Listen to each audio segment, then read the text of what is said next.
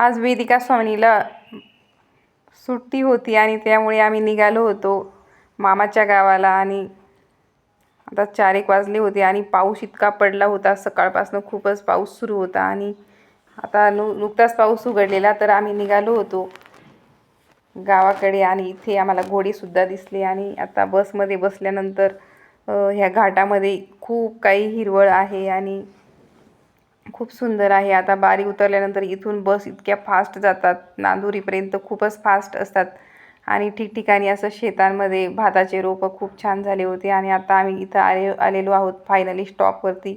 आता आम्हाला जायचं आहे तिकडं। आणि दुसऱ्या दिवशी इथं आम्ही मळ्यामध्ये आलो तर असे बैल होते इथे आणि त्यांना वाटतं का भाकरीच आणल्यात आम्हाला। आणि इथं हे भेंडे आहेत, पाऊस पडून पडून त्यांचे पूर्ण हाल झालेले आहेत, भेंडी पूर्ण खराब झालेली आहे आणि आम्हाला थोड्याशा घ्यायच्या होत्या, तर आम्ही भेंडी तोडत होतो। आणि बघू शकता भेंडी खूपच खराब झालेली आहे, अतिवृष्टीमुळे खूपच कमी पण झालेली आहे। आता भेंडी जास्त निघत नाही पहिल्यासारखी, तिचा बहर आहे तो कमी झालेला आहे।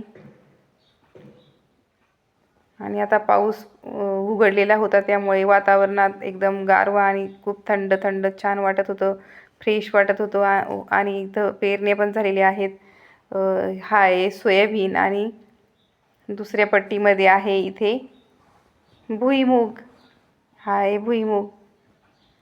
आणि इकडे आहे कढीपत्ता, कढीपत्ता खूपच छान त्याची रोपं आलेली आहेत कढीपत्त्याची आणि खूप हिरवी आणि सुंदर आहेत।